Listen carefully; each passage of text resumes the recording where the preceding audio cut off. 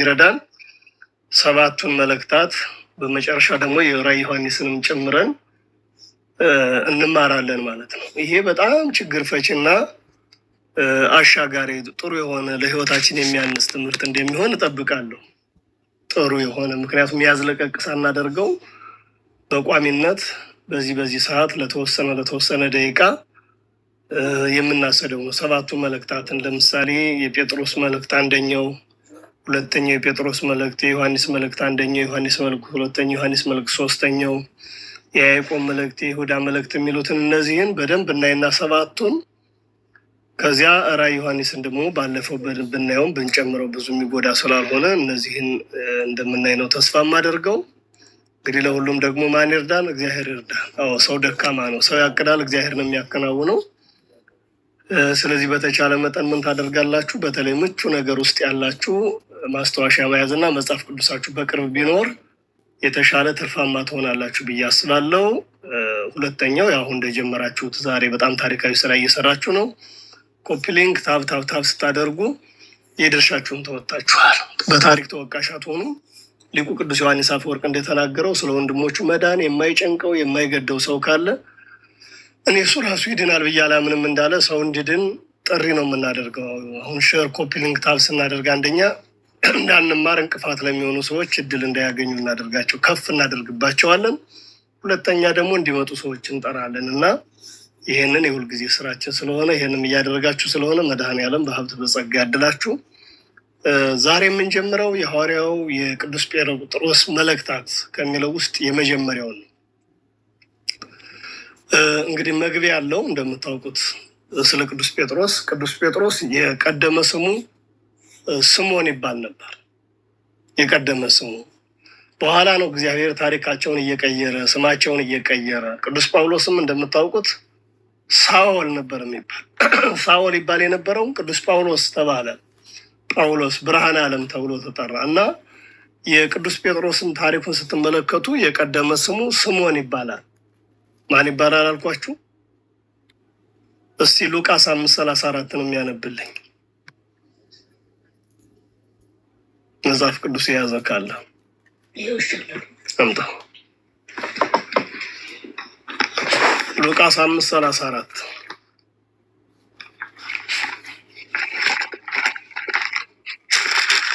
ሉቃስ 5:34 ላይ እንደዚህ የሚል ቃል አለ። ኢየሱስም ሙሽራው ከእነሱ ጋር ስለሚዜዎቹ ልትጾሙ ትችላላችሁን? ነገር ወደፊት ሙሽራው ከእነሱ ሲወሰድ ያን ጊዜ በዚያ ወራት ይጾማሉ እያለ እየተረከልን ይሄድና ወደኋላም ወደፊትም ያለውን ታሪክ በደንብ ስትመለከቱት የአዲስ ልብስ ራፊ ባረጀ ጊዜ እያለ የሚተርክልን ስለ ስምዖን ነው። ስምዖን ማለት ስምዖን ያለው የመጀመሪያ ስሙ ምንድን ነው ስንል ስምዐኒ እግዚአብሔር ማለት የትርጓሜ ማለት መምህራን ምን ብለው ወስደውታል? ቅዱስ ጴጥሮስ የመጀመሪያ ስሙ ስምዖን ነው። ስምዖን ማለት ደግሞ ሰምዐኒ እግዚአብሔር ሰማኝ። በኋላ ጌታ ኢየሱስ ክርስቶስ ግን ጴጥሮስ ብሎ ሰየመው። እንግዲህ ይሄ ጴጥሮስ የሚለው ከክርስቶስ የተሰየመ ከሆነ ጴጥሮስ በግሪክ ቋንቋ ነው። በግሪኩ ቋንቋ ጴጥሮስ፣ ከዚያ ደግሞ በአረማይክ ቋንቋ ደግሞ ኬፋ ተብሎ ይጠራል። አሁን መጽሐፍ ቅዱስ ስታነቡ ትርጓሜው አለት ማለት ነው ብለው የተረጎሙ ሊቃውንት አሉ። አለት ማለት ነው፣ ጴጥሮስ ማለት አለት ማለት ነው ብለው የተረጎሙ መምህራን አሉ።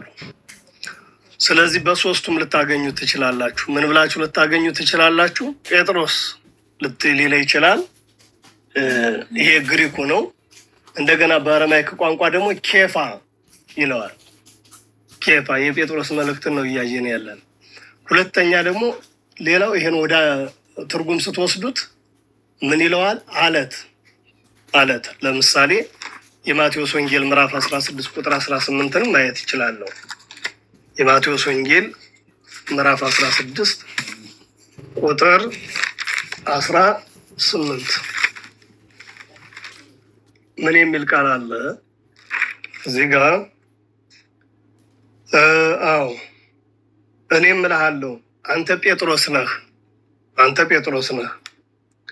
ካለ በኋላ በዚች ዓለት ላይ ቤተክርስቲያኔን እሰራለሁ፣ በዚች ዓለት ላይ ቤተክርስቲያኔን እሰራለሁ። ስለዚህ ዮሐንስ 1:43ም አለ፣ የሐዋርያት ሥራ 15:14 ላይ አለ። እንግዲህ ቅዱስ ጴጥሮስ ኬፋ ይባላል በአረማይክ ቋንቋ፣ እንደገና ደግሞ ጴጥሮስ ይባላል በግሪኩ። ወደኛ ስትመልሱት ደግሞ አለት ይሆናል ትርጓሜው። አለት በጣም ጠንካራ ነው እንደምታውቁት።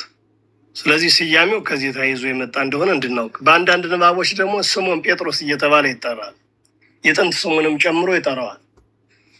የጥንት ስሙን ለምሳሌ አሁን እዚህ ጋር ብንመለከት እንደዚህ የሚል ይገኛል ብለን ስናስብ ሉቃስ 5 ላይ ሉቃስ 5:8 ላይ ስሞን ጴጥሮስ ግን ይላል። አሁን ይውላችሁ የት ጋር ይገኛል ስንል በአንዳንድ ንባቦች ደግሞ ምን ይለዋል? ስሞን ጴጥሮስ ብሎ ይጠራዋል። ስሞን ጴጥሮስ ሉቃስ 5:8 ላይ ያለውን ማየት ትችላላችሁ። ሁለተኛ ጴጥሮስ ማየት ትችላላችሁ። አንዳንድ ላይ እንደዚሁ ሁለተኛ ጴጥሮስ አንዳንድ ላይም ይሄንን መልሶ ሲጠራው ትመለከታላችሁ። ስለዚህ ቅዱስ ጴጥሮስ አባቱ ዮና ይባላል። አባቱ ማን ይባላል አልኳችሁ? አባቱ ዮና ተብሎ ይጠራል። ይሄ አባቱ ነው የቅዱስ ጴጥሮስ። ማቴዎስ 16:17 ላይ ያለ፣ ዮሐንስ 21 ላይም አለ። ከእርሱም ጋራ የክርስቶስ ሐዋርያ የሆነ እንድርያስ የተባለ ወንድም አለው ይላል። እንግዲህ ወንድሙም ቅዱስ ጴጥሮስም በኋላ እንመጣበታለን። ስራቸው ምንድን ነው? አሳ ማጥመድ ነበር። አሳ እያጠመዱ መኖር። አባቱ ዮና ይባላል አለ። እንደውም እዚህ ዮሐንስ ወንጌል ላይ ምዕራፍ 1:41 ላይ እንደዚህ ብሎ ያስቀምጠዋል። ከዮሐንስ ዘንድ ሰምተው ከተከተሉት ከሁለቱ አንዱ የስሞን ጴጥሮስ ወንድም እንድርያስ ነበር ይላል። ወንድሙ ማን አለው? እንድርያስ። ስሞን ጴጥሮስ ሲል ስሞን የመጀመሪያ ስሙ ነው ብያቸዋለሁ። ከእርሱም ጋራ የክርስቶስ ሐዋርያ የሆነ እንድርያስ የተባለ ወንድሙ። እንግዲህ ሚስት እንደነበረችው በቅዱስ መጽሐፍ ተገልጿል። በዚህ በማርቆስ 1:30 ላይ ማየት ይቻላል። በማርቆስ 1:30 ላይ የስምዖንም አማት በንዳድ ተመታ ይላል። ስምዖን ማን ነው ብለናል? ጴጥሮስ። ስለዚህ አማት እንደነበረችው እዚህ ጋር ገልጿል። የት? ማርቆስ 1:30። እሱ ብቻ አይደለም። በአንደኛ ቆሮንቶስ ምዕራፍ 9:5 ላይም በግልጽ አስቀምጦት፣ ስሟ ግን አልተገለጠም። ስሟን አልገለጸም። እዚህ ስንመለከት የሚያሳየን ነገር ምንድን ነው? በአንደኛው የቅዱስ ጳውሎስ መልእክት ወደ ቆሮንቶስ ሰዎች ምዕራፍ 9:5 ላይ ለሚመረምሩኝ መልሴ ይህ ነው፣ ልንበላና ልንጠጣ መብት የለንምን? እንደ ሌሎቹ ሐዋርያት እንደ ጌታ ወንድሞች እንደ ኬፋ እህት ሚስታችንን ይዘን ልንዞር መብት የለንምን? ይላል። ዮናስ አይደለም። ዮናስ ሌላ ነው። ሰው አድርገኝ።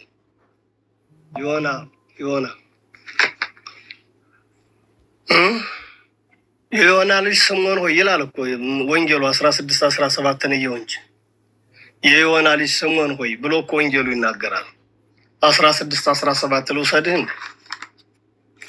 አዎ 16 ማቴዎስ 16 ዮናስ ሌላ ነው። ከዮናስ ጋር ምንም እዚህ ጋር ግንኙነት የለውም። 16 እሺ 16:17 ይሁን ላነብልህ። ምንድን ነው የሚለው? የማቴዎስ ወንጌል ምዕራፍ 16:18 ላይ ቅዱስ ጴጥሮስን እንደዚህ ይለዋል። የዮና ልጅ ስምዖን ሆይ በሰማያት ያለው አባቴ እንጂ ስጋና ደም ይህን አልገለጠልህም። ብፁዕ ነህ የተመሰገንክ ነህ ካለው በኋላ ምን ይለዋል? እኔ እምልሃለሁ አንተ ጴጥሮስ ነህ፣ በዚች ዓለት ላይ ቤተክርስቲያኔን እሰራታለሁ። በዚች ዓለት ላይ ቤተክርስቲያኔን ምን እላለሁ? እሰራታለሁ። የገሃነም ደጆችም አይችሏትም። የገሃነም ደጆች የሚላቸው ምንን ነው ብላችሁ ካጠናችሁ መናፍቃንና አጋንንት ነው ብለዋል መተርጉማን። ይዋጓታል፣ ይታገሏታል፣ ግን የሚችሏት አይደለም። ስለዚህ ይህንን በግልጽ አስቀምጧል ነው። እንቀጥል። ከዚህ በኋላ ደግሞ ምንድን ነው የሚለው? አንዳንድ ትውፊቶች ግን የቅዱስ ጴጥሮስን ባለቤት ምን ብለው ያስቀምጣሉ? በተለያየ መጻሕፍቶቻቸው ሰፋ አድርገን ጥናትና ምርምር ስታደርጉ፣ በተለይ ባይብሊካል ስተዲ የሚባል የመጽሐፍ ቅዱስ ጥናታችሁን ስትቀጥሉ እንደዚህ የሚል መዝግቦ ታገኛላችሁ። ጴር ቴዋ ይነበባችኋል። ለማንበብም ትንሽ ያስቸግራል። ይሄ ጻፍኩት። ጴር ፔተዋ ዌ ነው ዌ ይሄን መዝግቦ ይገኛል። ፔር ቴዋ ይህችን አትሎ የመዘገበ መጽሐፍ ታገኛላችሁ። ታዲያ እንግዲህ ልጆች ስለመኖሩም የተባለ ነገር የለም። ሚስት እንደነበረው ከገለጸ በኋላ ልጅ ይኑረው አይኑረው የሚገልጽ ነገር አላገኘም።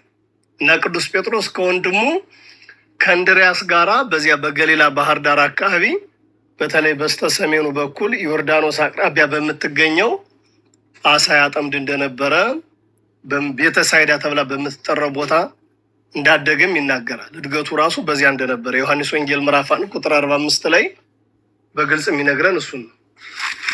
ዮሐንስ ወንጌል ምዕራፍ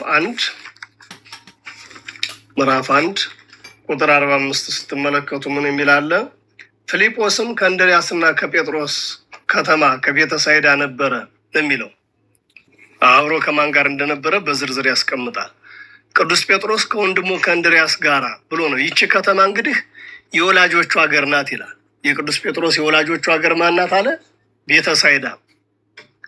እና በትዳር ላይ ሳለ ግን ከእንድርያስ ጋር አሳ ማጥመድ ስራ እየሰራ በቅፍርናሆም በምትባለው ከተማ እንደነበረም የማርቆስ ወንጌል ምዕራፍ 1 ቁጥር 29 ላይ በግልጽ አስቀምጧል። እንዲህ ከሆነ ቅዱስ ጴጥሮስ እንዴት ነው የተጠራ ወደሚለው ዝርዝር ጉዳይ እንመጣለን። ጌታችን መድኃኒታችን ኢየሱስ ክርስቶስ ቅዱስ ጴጥሮስን አስቀድሞ እንድርያስ ያገኛቸዋል፣ ከእንድርያስ ጋር ያገኛቸዋል። ከዚያ በገሊላ ባህር ላይ አሳ ሲያጠምዱ እንግዲህ ስራቸው አሳ ማጥመድ ነበረ። ቀድሞ የተዋወቀው እንድርያስ ሲሆን እንድርያስ መሲህን አግኝተንሃል ብሎ ነግሮት ነበር። ለማን የሚለው? ለቅዱስ ጴጥሮስ መሲህን አግኝተነዋል እና ወደ ኢየሱስ ክርስቶስ አመጣው ነው የሚል። ማንን? ቅዱስ ጴጥሮስን። ከዚያ ኢየሱስ ክርስቶስን ኬፋ ወይም ጴጥሮስ ትባላለህ ብሎ ሰየመው ይላል። የሚገርም ነው። እዚህ የዮሐንስ ወንጌል ምዕራፍ 1 ቁጥር 41 እስከ 43 ያለው እሱን ነው የሚነግረን። ብዙ ሳይቆይ ግን ጌታ ክርስቶስ በገሊላ ባህር አጠገብ ይላል፣ በገሊላ ባህር አጠገብ ሲመላለስ ጴጥሮስ እንድርያስ መረባቸውን ወደ ባህሩ ሲጥሉ አየ። በስምዖን ጴጥሮስ ታንኳ ውስጥ ሆኖ ለሕዝቡ ትምህርት ከሰጠ በኋላ ብዙ አሳ እንዲያጠምዱ አደረጋቸው። አሁን አገልጋዮችን እግዚአብሔር የሚጠራበት ስራ የሚያስብ ከአሳ አጥማጅነት ነው እንግዲህ ለሐዋርያነት የተጠራው። በእድሜውም ገፋ ያለ ስለነበረ የቅዱስ ጴጥሮስን ስዕል አድኖ አይታችሁት ከሆነ ጸጉሩ ገባ ያለ፣ በእድሜው ገፋ ያለ አረጋዊ እንደነበረ ይነግረናል። ከእንግዲህ ወዲህ ግን ሰው የምታጠምድ ትሆናለህ ብሎ ጠራው ነው የሚለው ማቴዎስ 4:18 ላይ እስከ 22 ያለውን ታሪክ የምትመለከቱት እሱ ነው። ጥሪው እንደዚያ ነው። የተጠራው ከአሳ አጥማጅነት ነው። በማርቆስም ላይ ተመዝግቧል፣ በሉቃስም ላይ ተመዝግቧል። ታዲያ የቅዱስ ጴጥሮስ ጥሪ እንደዚህ ከሆነ የአገልግሎት ህይወቱ ምንድን ነው የሚመስለው ብለን ስናስብ ከምድረ ፍልስጤም አካባቢ ውስጥ ከዚያ በአንጾኪያ ተገኝቶ እንደነበር ተመዝግቧል። ተመዝግቧል በስፋት በዚህ በተለይ ገላትያ 2:11 ላይ ቅዱስ ጳውሎስ የቅዱስ ጴጥሮስን ተጋድሎ መዝግቦት እናገኛለን። እንዴት አድርጎ እንዳገለገለ ከተጠራ በኋላ ያን ጊዜ ከአሕዛብ ጋር ሲበላ ቆይቶ የተገረዙ ሰዎች በመጡ ጊዜ ግን እርሱ ፈርቶ ስላፈገፈገ ከአሕዛብ ስለተለየ ጳውሎስ ፊት ለፊት ተቃወመው ይላል። ተቃወመው። ከዚያ በኋላ በመጽሐፈ ስንክሳር ላይም ከዮሐንስ ጋር ሆነው በአንጾኪያ ውስጥ ብዙ መከራ እየተቀበሉ ይላል። አሁንና ብዙ መከራ ተቀብሏል ቅዱስ ጴጥሮስ። ቅዱስ ጴጥሮስ ዋጋ ከፍሏል። ለእውነት ዋጋ የከፈለ ሐዋርያ ነው። መገሰጽ የሚገባውን እየገሰጸ።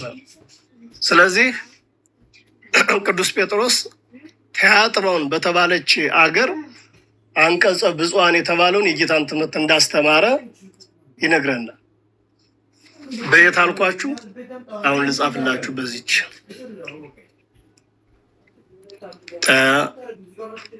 ጥሩ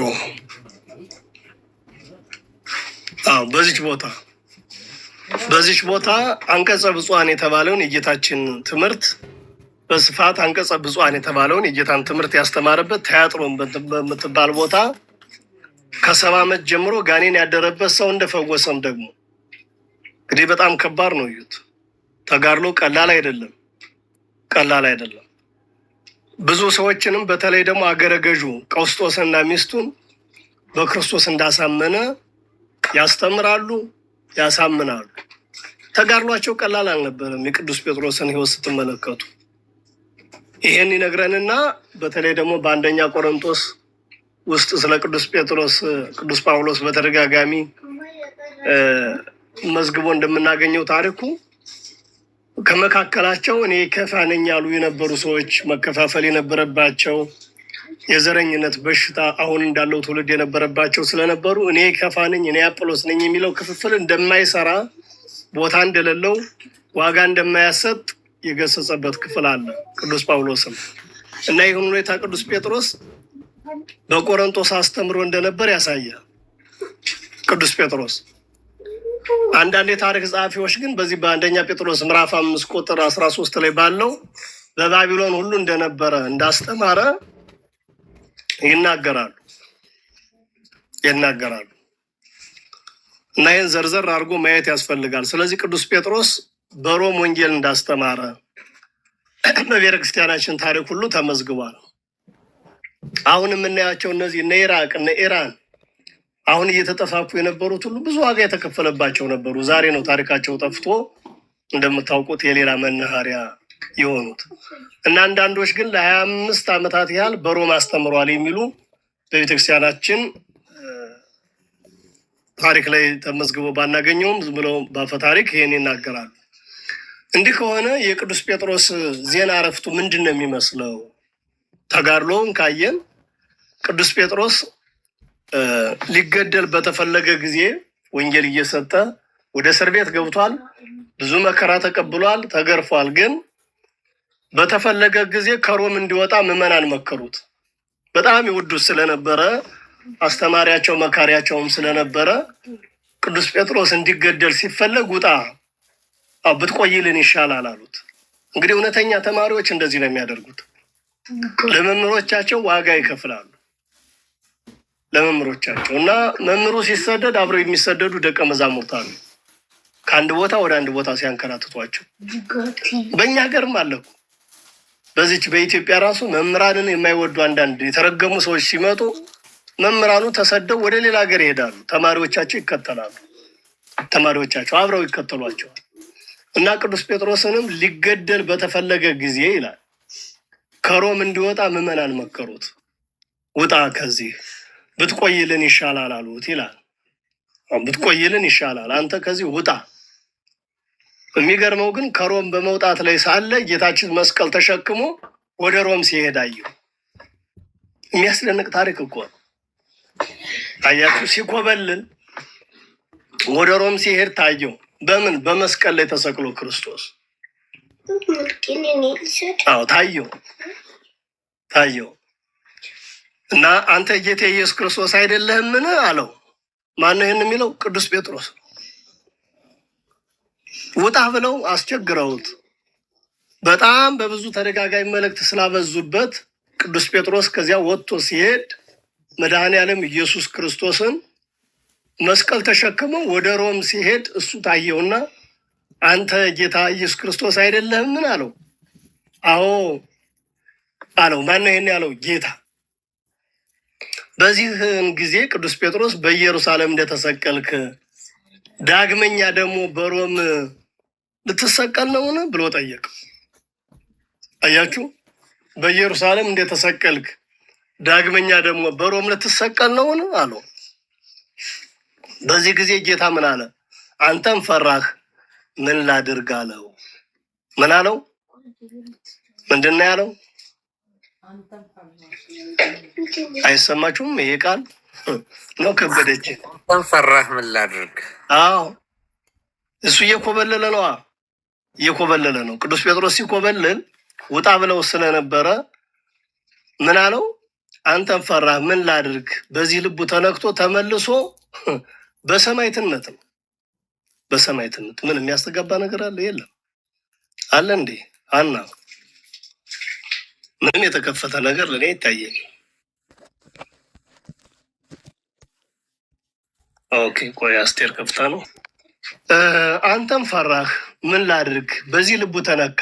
አያችሁ፣ አንዳንድ ጊዜ ገድላትን፣ ድርሳናትን፣ መጻሕፍትን ስናነብ ውስጣችን ካልገባው በጣም አስቸጋሪ ነው። አሁን ይሄ የቅዱስ ጴጥሮስ ንግግር አይገርማችሁም?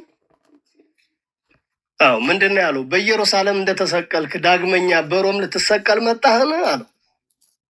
ታዲያ ምን ላድርግ? አንተም ፈራህ። አዎ አንተም ፈራህ። በዚህ ልቡ ተነክቶ ቅዱስ ጴጥሮስ በሰማዕትነት አረፈ ይላል። እንዲህ በሰማዕትነት ማረፍ ብቻ መሰላችሁ እንዴ? ሲሰቀል እንደ ክርስቶስ አትስቀሉኝ፣ እኔን ቁልቁል ዘግዝቃችሁ ስቀሉኛ። አዎ እንግዲህ ሐምሌ 5 ዕረፍቱን እናስባለን። ቅዱስ ጴጥሮስ በሰማዕትነት ያረፈው በኔሮን ቄሳር ዘመን ከ54 እስከ 68 ባለው ዓመተ ምህረት ነው ይላል። በማን አልኳችሁ? በኔሮን ቄሳር ዘመን ከ54 እስከ 68 ባለው ዓመተ ምህረት ነው እና ከቅዱስ ጳውሎስ ጋር በአንድ ቀን እንደሆነ ቀኑም ሐምሌ 5 ቀን እንደሆነ ተመዝግቧል። በመቼ? 68 ዓመተ ምህረት ላይ በሰማዕትነት። አሁን ሮም ብትሄዱ የቅዱስ ጴጥሮስ በሰማዕትነት ያረፈበት እነሱ አጥረው በክብር እየጠበቁት ነው። አዎ ቅዱስ ጴጥሮስ አይ እንደ ጌታ ያርጋችሁ እንደዚህ አትስቀሉኛል፣ ዘግዝቁኝ፣ እንዴት እኩል ታደርጉኛላችሁ?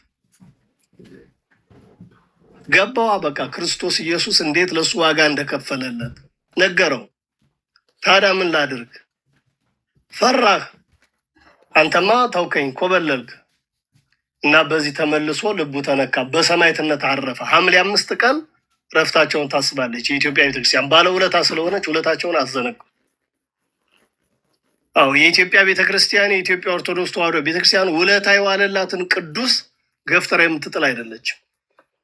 ምክንያቱም በሱ ስም ነዋ፣ በስመ ኢየሱስ ክርስቶስ ነው ዋጋ የከፈሉት። እና ሌሎች ሊቃውንት ደግሞ በአንድ ቀን ይሁን እንጂ የተሰዉት በአንድ ዓመት አይደለም የሚሉም አሉ። አውሳቢዎስ እና ሌሎች ቤተክርስቲያኑ ታሪክ ጸሐፊዎች እንዳስረዱት ቅዱስ ጴጥሮስ በስቅላት እንዲሞት ሲፈርዱበት እንደ ጌታዬ ወደ ላይ ልሰቀል አይገባኝም፣ ነገር ግን ዘግዝቃችሁ ስቀሉ ብሎ ጠየቃቸው። ተዘግዝቆ ተሰቀለ ይላሉ። የሚገርም እኮ ነው። እንደው እንዴት አድርጎ ራሱ እንደተመለከተው። ይሄንን ማን ነው የሚለው? አውሳቢዎስ። ሌሎቹም የቤተክርስቲያን ጸሐፊዎች እንዳስረዱት ቅዱስ ጴጥሮስ በስቅላት እንዲሞት ሲፈረድበት ምን የሚያስደንቅ ነገር እኮ የለም። እኛም ሰው እየሰቀልን አይደል እንደ ገደልን። እንደ ጌታዬ ወደ ላይ ልሰቀል አይገባኝም፣ ነገር ግን ቁልቁል ዘግዝቃችሁ ስቀሉ ብሎ ጠየቃቸው። ተዘግዝቆ ተሰቅሏል። መጽሐፈ ስንክሳርና ገድለ ሐዋርያትም ይህንን ያስረዳሉ። ስንክሳሩ ሐምሌ 5 ያለውን ማየት ትችላላችሁ። በዛቲ ዕለት አይረፈ ብሎ የሚናገረው እስቲ አንተው ስንክሳሩ አንዴ የሚለው መጽሐፈ ስንክሳርና ገድለ ሐዋርያትም ይህንን ያስረዳሉ። ሐምሌ 5 ቀን ቅዱስ ጴጥሮስ በስቅላት የሞተበት ቦታ ሲርኪስ አደባባይ ተብሎ ይጠራል። አደባባዩ ምን ተብሎ ይጠራል አለ? ቅዱስ ጴጥሮስ ያረፈበት ይችን ልጻፍላችሁ፣ ትንሽ አትያዝም። ሲርኪስ።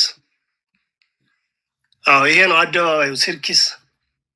ቅዱስ ጴጥሮስ አዎ በአደባባዩ በስቅላት የሞተበት በኔሮን ቄሳር ዘመን። አዎ በዚህ ቦታዋ ይችላል። እንግዲህ ይችን የምታውቁ ካላችሁ ደግሞ ወደ ሮማ አካባቢ ጠጋ ያላችሁ፣ ጣሊያን አካባቢ ወደዚህ አካባቢ ያላችሁ ብትነግሩን ጥሩ ነው። የሚያውቀው አለ ቦታውን? እዚህ አካባቢ ያለ የገባ ተማሪያችን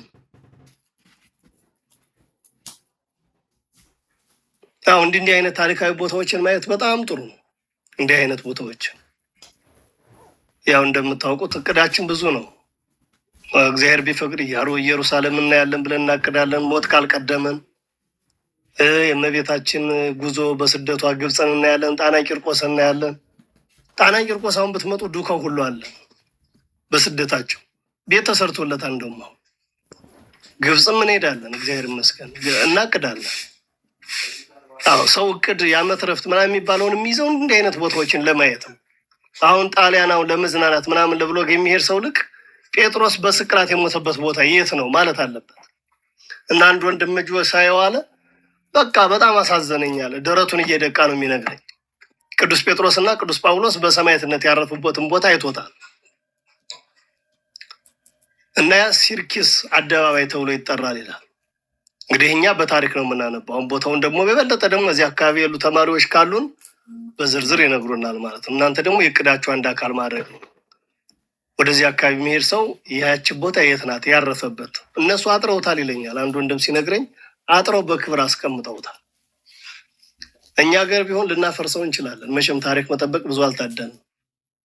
አሁን ግብጾቹ እመቤታችን በስደቷ ጊዜ የተደበቀችባትን ያቺ የሰወረቻትን እንጨቷን በክብር አጥረው አስቀምጠዋታል ይላል። ደግሞ የጎበኙ ሰዎች እንደነገሩኝ ትክክል ነው፣ እንደዚያ ነው። እኛ ሀገር ቢሆን ያን ጠብቀን እናቆየ ይሆን ብዬ እኔ አይምሮ ሲጠይቅ ፈላልጠንም ልንማግደው እንችላለን። መቼም አስቸጋሪ ነው። ስለዚህ ቅዱስ ጴጥሮስ 2 መልእክታትን ጽፏል። 2 መልእክታትን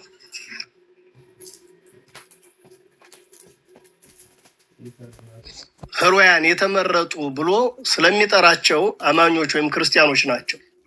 እነማን ስንል በጳንጦኖስ፣ በገላትያ፣ በእስያ፣ በቢታንያ የተበተኑ መጻተኞች ነው የሚል። አሁን እነዚህ በ5 ሀገሮች ላይ ናቸው እንደምታዩት። በታናሿ እስያ ውስጥ የሚገኙ አውራጃዎች ናቸው። እያነበባችሁት ነው አይደል? እነዚህ የተዘረዘሩት በአንደኛ ጴጥሮስ ምዕራፍ 1 ቁጥር 1 ላይ የተዘረዘሩት ሀገራት በታናሿ እስያ ውስጥ የሚገኙ ሀገራት ናቸው። ለእነዚህ የመልእክቱ ተቀባዮች የሆኑት ሀገሮች የሚገኙት የተበተኑ ምጻተኞች ተብለዋል። የተበተኑ ምጻተኞች እና በቤተክርስቲያናችን ያለው የቅዱስ ጴጥሮስ አንደኛው ትርጓሜ ሰዎች በጴጥሮስ ስብከት ቃል ያምኑ ስለነበረ በሞተ እስጢፋኖስ የተበተኑ ሰዎች ነበሩ። ወደ 8,000 የሚሆኑ ቅዱስ እስጢፋኖስ በሰማዕትነት በድንጋይ ተቀጥቅጦ አይደል የተገደለ ሊቀ ዲያቆናት እስጢፋኖስ እና በሱ ስብከት ያመኑ አሉ። ማህበረ እስጢፋኖስ የሆኑት ደግሞ በቅዱስ ጴጥሮስ ስብከት መሆኑ ከግብረ ሐዋርያት የሐዋርያት ሥራ ምዕራፍ 2 ቁጥር 41 ላይ ምዕራፍ 4 ላይም ቁጥር 4 ላይ ተመዝግቦ እናገኛለን። ስለዚህ እነዚህ ክርስቲያኖች ያመኑት በቅዱስ ጴጥሮስ ስብከት ነው እና ቅዱስ ጴጥሮስ በጣም ባለጸጋ የእውቀት ጸጋ የነበረው ቅድስና የነበረው ስለነበረ በአንድ ስብከቱ 3,000 ሰው ያምንና ይጠመቅ ነበር ይላል። እዩት። አሁን እኛ ከዚህ መረዳትና ማወቅ ያለብን ነገር ምንድን ነው ከተባለ ብዙ እንሰብካለን፣ ብዙ እናስተምራለን፣ ብዙ እንጮሃለን። መቼም በየቲክቶኩ በየዩቲዩቡ የሚጮሁ በየአውደ ምሕረቱ የሚያስተምረው ብዙ ነው እንደምታው። ግን ስንት ህዝብ አመነ? አዎ ስንት ህዝብ ነው ሀብተ ወልድና ስመ ክርስትና ያገኘው? እንደው ከጳጳሳትም የጃማይካው ጳጳስ ባለፈው ታሪካዊ ስራ እንደሰሩ ስሰማ ነበረ በሰበካ በቅዱስ ሲኖዶስ ጉባኤ። ስንት ዓመት ነው? 40 ዓመት ነው? ስንት ዓመት? 60 ዓመት ወር 40 ዓመት አካባቢ። የሚገርመው ነገር 600 ብር እየተከፈላቸው ግን ታሪካዊ የሆኑ በቋንቋቸው እያስተማሩ ብዙ ዜጎችን ወደ ክርስቶስ ቤተሰብ አምጥተዋል። ሌሎቻችን እሳ የሌሎቻችን እንኳን እግዚአብሔር ይቁጠረው። የሌሎቻችን አገልግሎት እሱ መድኃኔዓለም ይቁጠረው። ለምንድን ነው ያለወጥ ነው? አሁን ችግሩ እኛ ራሱ አልገባንም። የመንፈሳዊነቱ የገባን አልመሰለኝም እንጂ ቅዱስ ጴጥሮስ በሱ ስብከት ስለዚህም እነዚህ ክርስቲያኖች ያመኑት በቅዱስ ጴጥሮስ ስብከት ነው። በኋላም ደግሞ በቅዱስ ጳውሎስ አገልግሎት በቀጥታም ሆነ በተዘዋዋሪ ተሰበኩ። መጀመሪያ ቅዱስ ጴጥሮስ ዋጋ ከፈለላቸው። ቀጥሎስ ቅዱስ ጳውሎስ ደግሞ በአንድም በሌላም ደግሞ አገለገላቸው። እንደውም ራሱ ቅዱስ ጴጥሮስ እንደመሰከረው ጳውሎስ ቀደም ሲል ለእነዚህ ሰዎች መልእክት ጽፎላቸው ነበረ ይላል። አዎ ቅዱሳን አባቶቻችን የአንዱን አገልግሎት አንዱ ገፍትረው አይጥሉም። እኔ ይበልጥም አይባባሉም። እኔ ምን አድርጌ ከኔ ጋር እኮ ምንም የለም ነው የሚሉ። አሁን ሰባኪውም ዘማሪውም በጣም በቃ አንተ እኮ ነህ ሲባል ያኔ ክንፍ ማውጣት ይጀምራል። ደስ ይለዋል ማለት ነው። ውድቀታችን ያኔ ሁለተኛ ጴጥሮስ 3:15 እና የጳውሎስ የስብከተ ወንጌል አገልግሎት የደረሳቸው አማኞች መሆናቸውን በጽሁፍ ይነግር። እንግዲህ ያኔ በጽሁፍ ሁሉ ይላላኩ ነበር። ወደ ሮሜ ሰዎች የተላከ፣ ወደ ገላትያ ሰዎች የተላከ ይላል እና ከመልእክቱ እንረዳለን እንደዚህ እንደነበረ እና ቀድሞ በአሕዛብ ፍቃድ ይመላለሱ የነበረ ሲሆን አሁን ግን የእግዚአብሔር ወገን ሆነዋል፣ ምሕረት አግኝተዋል ይላል። አያችሁ፣ ከብዙ ትምህርት ከብዙ ስብከት በኋላ ወደ እግዚአብሔር ተመልሰዋል። አሁን እኛ እየተሰበክን ልባችን እምቢ አለ ወገኖች፣ ደነደን። ለቃለ እግዚአብሔር ልባችን እምቢ አለ እና መልእክታቱ በተጻፈባቸው ወቅት በልዩ ልዩ ፈተና በልዩ ልዩ መከራ ውስጥ ሁሉ ነበሩ ይላል። ለእነዚህ ሰዎች ቅዱስ ጴጥሮስ ይችን መልእክት ጻፈላቸው። ከላይ ለተዘረዘሩት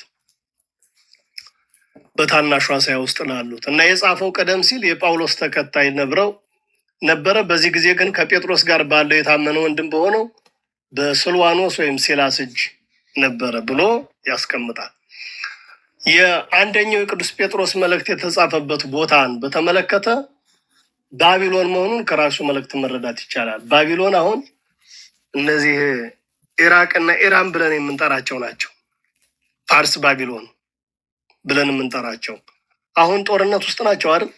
ጦርነት ውስጥ ናቸው መሰለኝ። አሁን መቼም ህዝብም ህንፃም እያለቀ ይመስለኛል። ያለ መጠፋፋት እንደምታዩት ነው። አሁን እስከ ትናንት ድረስ በጣም ለህሊና የሚዘገንን ግፍ እየተፈጸመ ነው በዓለም ላይ የምታዩት። አዎ ሀያላን ሀገርነን የሚሉት በጣም ትልልቅ ህንፃዎቻቸውን ሁሉ ሲያወድሙ እያየው ነበር ሚዲያ ላይ። ህፃናትም ያልቃሉ፣ ሰዎች እንደወጡ ይቀራሉ። አንዱ ለአንዱ ማስጠንቀቂያ በመሬት ውስጥ ተቀመጡ ውጡ ይላል። አንዱ በጣም ብዙ ዘመን የተደከመበትን ህንፃ በደቂቃ ፈርደም ያበሉታል። አይታችሁታል አይደል?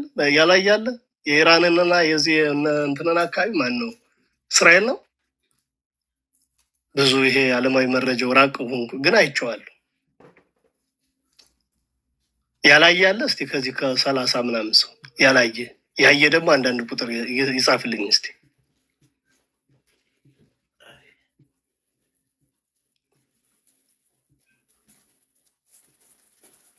ሁለት ሰው ብቻ ነው፣ ፋሲል እና ወልደ ትንሳኤ ብቻ ነው ያየ። ሌላው አላያችሁም ማለት ነው።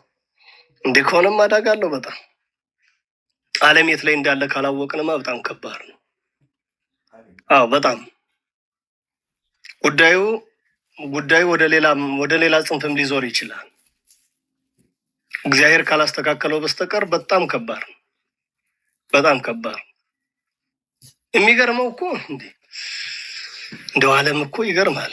ስለዚህ ቅዱስ ጴጥሮስ ይችን መልእክት የጻፈበት ቦታ ባቢሎን፣ አሁን ባቢሎን በሚለው ስም በዚህ አይገኝም፣ ስሟ ተቀይሯል። ከመልእክታቱ መረዳት እንደሚቻለው ግን ከእናንተ ጋር ተመርጣ በባቢሎን ያለች ቤተክርስቲያን ልጅ ማርቆስም ሰላምታ ያቀርቡላችኋል ብሎ ጽፏል 5:13 ላይ። ስለዚህ ቅዱስ ጴጥሮስ ያን ጊዜ ባቢሎን ነበር ማለት ነው። ባቢሎን ምክንያቱም ሐዋርያ ቦታ ይወስነው። አሁን ዛሬ በጣም እንደው ይሄ በሽታው የዘረኝነቱ በሽታ ስላደነቆረን ነው እንጂ ጳጳስ፣ ቄስ፣ አገልጋይ የሆነ እኮ ጎጥ መንደር ጉዳይ እኮ አይደለም።